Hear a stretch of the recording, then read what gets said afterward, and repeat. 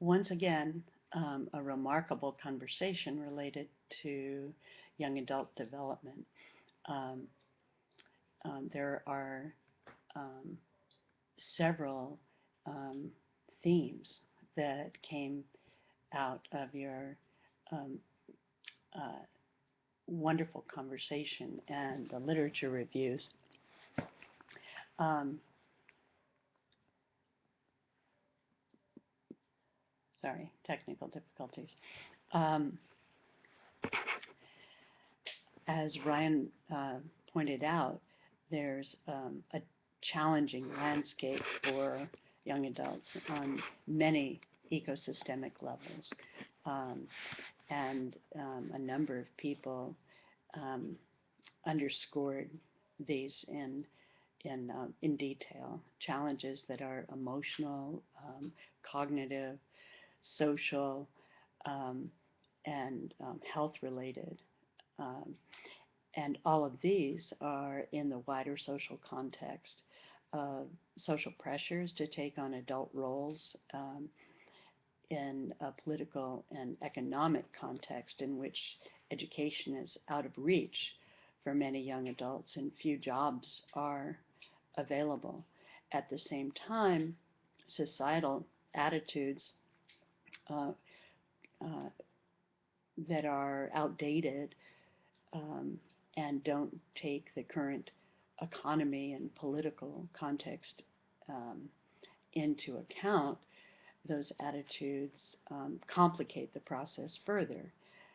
The idea, for example, that magically, when a person, quote, comes of age, that person should um, be economically independent um, and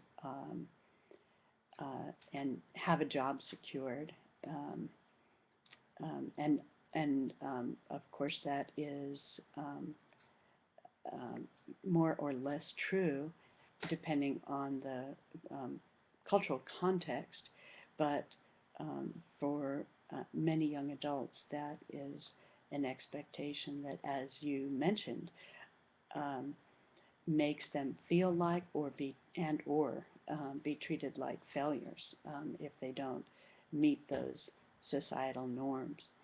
Um, Related to that is the systematic incarceration of young men of color. And as you know, people who have been incarcerated, particularly with felonies, are in many ways socially disenfranchised, um, sometimes permanently.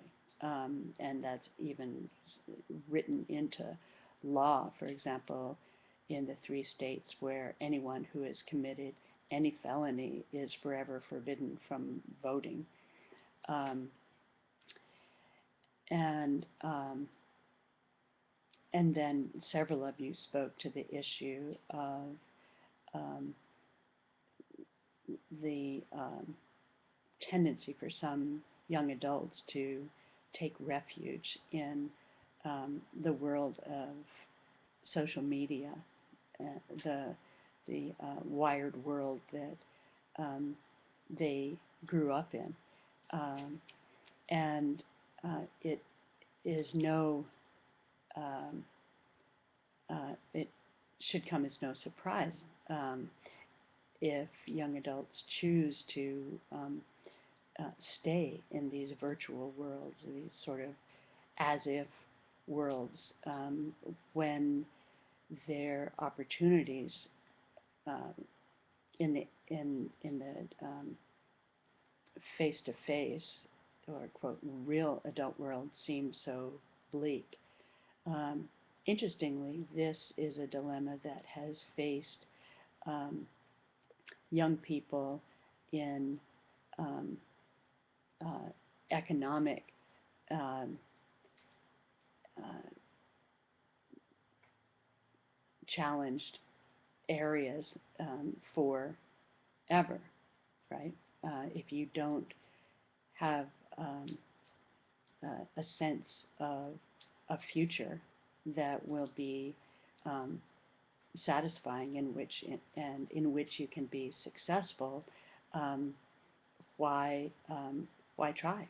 Why not just stay um, in the present and focus on what you think will um, get you ahead, or give you social recognition and power today rather than in um, 5 years after you graduate from college. Um, so as social workers, we are challenged to keep up with this ever-changing uh, wired world.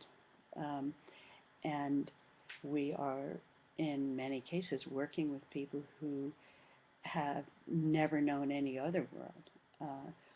And also, as an educator, I find myself um, challenged to incorporate this wired uh, world into the educational uh, process. And you may have even noticed that for some of you this comes more naturally than for others. Um, for social workers, we are also challenged to, as several of you pointed out, to advocate for safety nets. The Affordable Care Act is a um, huge step in, I think, the right direction. Um, and if you're not familiar with the Affordable Care Act, you can find very good, succinct summaries, particularly um, uh, related to uninsured young adults. You can find those summaries online. Um, and um, also, as Kayla pointed out, the importance of suspending judgment um, um, on young adults related to where they are work-wise or socially um, at the moment, and to honor self-determination.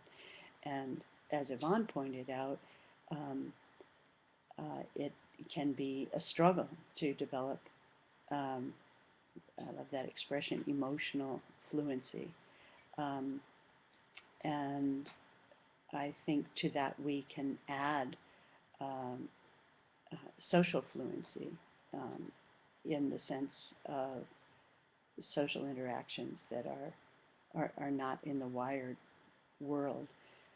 Uh, so we have our challenges laid out for us, and it sounds to me like this conversation and these very helpful literature reviews um, um, brought into the um,